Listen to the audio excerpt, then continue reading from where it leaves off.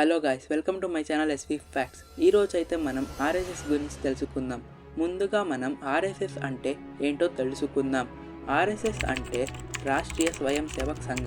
1925లో British పాలనకు వ్యతిరేకంగా ఉద్యమంలో భాగంగా భారతదేశంలోని మహారాష్ట్ర ప్రాంతంలో నివసిస్తున్న కేశవ్ బలిరామ్ హెడ్జేవర్ ద్వారా స్థాపించబడింది. ఆర్ఎస్ఎస్ స్థాపించడానికి ముఖ్య కారణం హిందువుల మరియు ముస్లింల మధ్య అల్లర్లకు ప్రతిస్పందన. అయితే ఆర్ఎస్ఎస్ 1925లో స్థాపించారు, ఇంకా నడుస్తుంది. ఇప్పుడు మనం కేశవ్ గారు ఎలా స్థాపించారో అలాగే స్థాపించాలి అనే ఐడియా ఎలా వచ్చిందో తెలుసుకుందాం.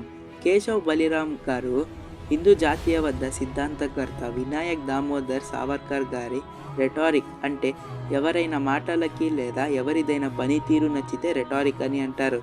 ఇలా కేశవ్ గారికి వినాయక్ దామోదర్ సావర్కర్ గారి మాటలు ఇంకా పనితీరుకి ఎక్కువగా ప్రభావితం అయ్యేవారు. మరియు హిందూ దేశం యొక్క ఆవశ్యకత గురించి మరియు అతని వ్యక్తుర్యాన్ని చాలా వరకు కేశవ్ గారు స్వీకరించారు. కేశవ్ గారు స్వతంత్రం మరియు హిందూ రాజకీయ సాంస్కృతిక మరియు మతపరమైన ప్రయోజనాల పరిరక్షణకు అంకితమైన ఉన్నత కుల బ్రాహ్మణులతో కూడిన క్రమశిక్షణ కేంద్రంగా ఆర్ఎస్ఎస్ని ఏర్పాటు చేశారు.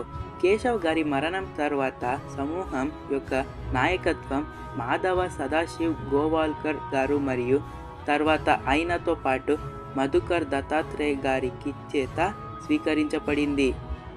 ఇప్పుడు మనం ఆర్ఎస్ఎస్ ఏం ప్రజెంట్ చేస్తుందో తెలుసుకుందాం. ఆర్ఎస్ఎస్ తనను తాను సాంస్కృతికంగా చూపుతుంది. రాజకీయంగా కాకుండా హిందుత్వ లేదా హిందూనెస్ అంటే హిందూ జాతీయవాద ఎజెండా సంవరిస్తుంది. ఈ బృందం జాతీయ నాయకుడి మార్గదర్శకత్వంలో క్రమానుగతంగా రూపొందించబడింది. అయితే ప్రాంతీయ నాయకులు స్థానిక శాఖలను పర్యవేక్షించే బాధ్యతను కలిగి ఉంటారు. హిందూ యువతలో బలం, పరాక్రమం మరియు ధైర్యాన్ని పునరుద్ధరించడానికి మరియు కులాలు మరియు తరగతుల హిందుత్వాల మధ్య ఐకత్యాలు పెంపొందించడానికి ఒక సాధనంగా అంకితభావం మరియు మానసిక మరియు శారీరక క్రమశిక్షణ ప్రధాన ప్రాధాన్యత ఇవ్వబడింది. ఆర్ఎస్ఎస్ హనుమంతుడిని గౌరవిస్తుంది.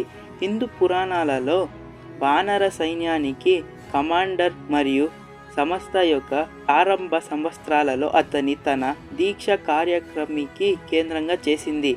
ఆర్ఎస్ఎస్ అంటే ఇవి అన్నిటినీ ప్రజెంట్ చేస్తుంది. హిందూ నేషనలిస్ట్ మూవ్మెంట్లో ఆర్ఎస్ఎస్ రోల్ ఏంటి అనేది తెలుసుకుందాం.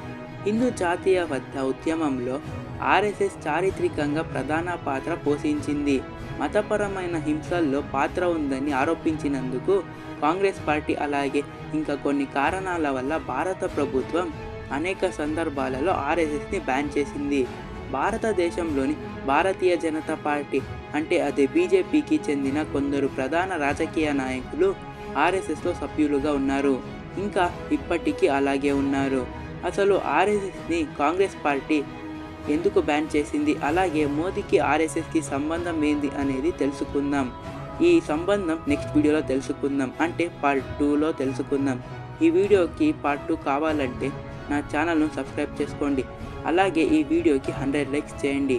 జై శ్రీరామ్. Thank you.